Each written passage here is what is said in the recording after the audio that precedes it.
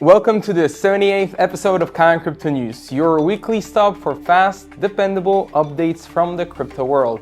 I am Kuba, here to bring you the latest developments and stories that matter the most. Before we begin, a quick reminder, everything you hear on Kanga Crypto News is compiled by our expert Kanga analysts using reliable sources only. Please note, however, that this is not an investment advice. New episodes are released every week on Friday. If you want to stay on top of the most important crypto news, subscribe to the channel and then tap the notification bell so you never miss an important update. Now, let's dive in.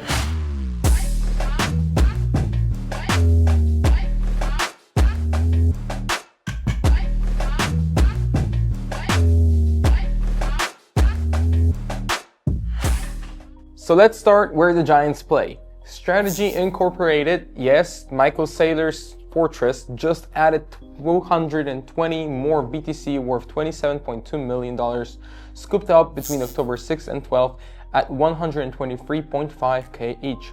All financed via perpetual preferred stock sales through its ATM program.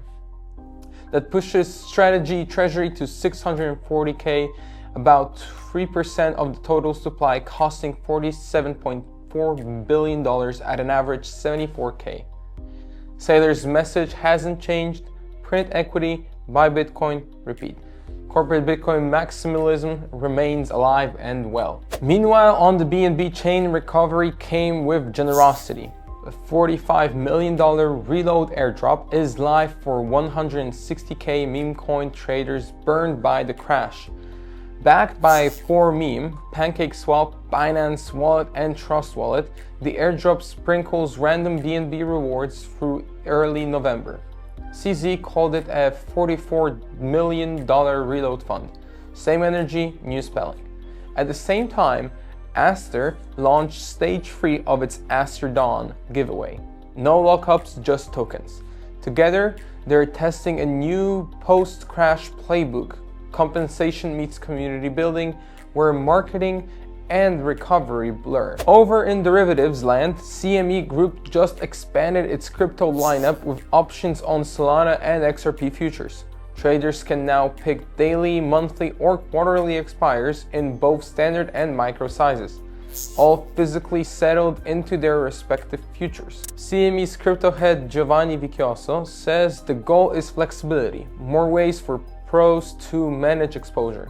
The demand is real. Since launch, 540k Solana futures and 370k XRP futures have traded, with August marking record volumes. Wall Street's crypto desk is growing up and fast. Then came the whale moment. When markets tanked after Trump's 100% tariff bomb on Chinese software imports, Bitmine Immersion Technologies went bargain hunting, snapping up 128.7 thousand Ethereum for about $480 million from Kanga and Falcon X. That pushed its Ethereum war chest to 2.96 million Ethereum, roughly 2.5% of supply, second only to Saylor's BTC stack. They bought near 3.7k, catching the knife while others panicked. Classic institutional buy the dip. Not to be outdone, Marathon Digital topped up its own stash, adding 400 BTC via Falcon X, taking its total to $6.1 billion. It's the second corporate Bitcoin holder behind Strategy. Despite a daily stock drop to 18.64%, Mara bounced after hours. They mined 736 BTC in September, grew share of block rewards to 5.2%, and kept scaling their Texas wind-powered rigs. Even amid the sell-off, Marathon's treasury kept growing. Now, the flashpoint that set all this in motion. October 10th, the day Trump's tariff tweet detonated. 100% import tax on Chinese goods triggered the worst liquidation event in crypto history. $19 billion gone.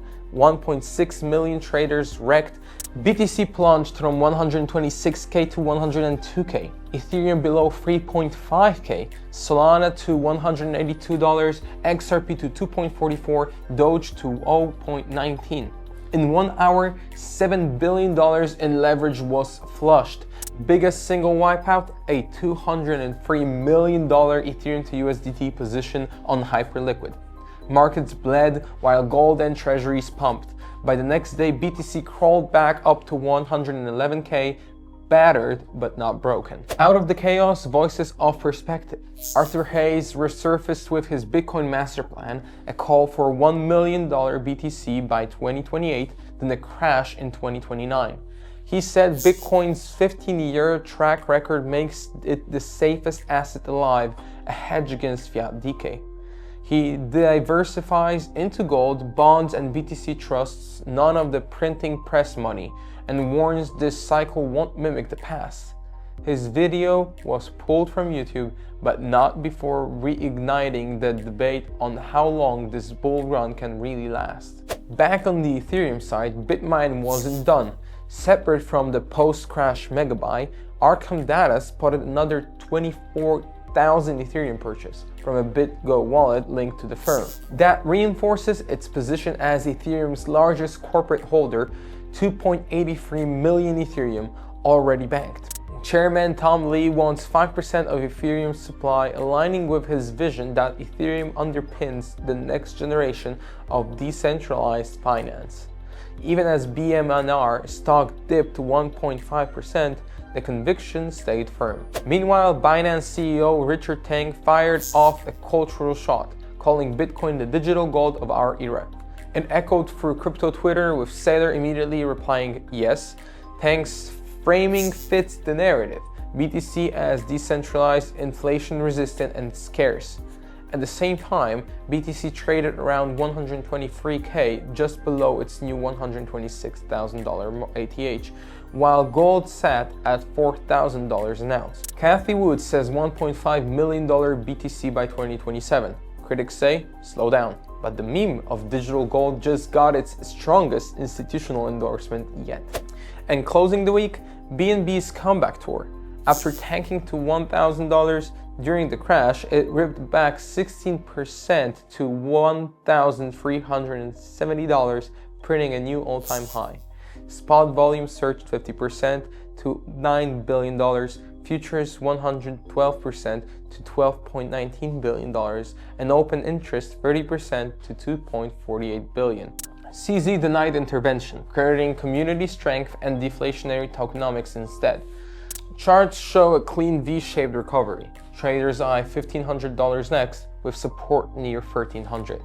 In a week of chaos, BNB looked unshaken, a reminder that some ecosystems bend but don't break. That's it for today's Kanga Crypto News. If you enjoyed the show, give it a thumbs up, share, and subscribe to stay current with the latest news.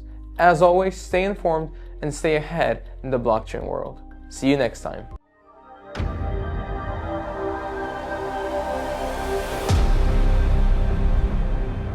We are Kanga, beyond crypto.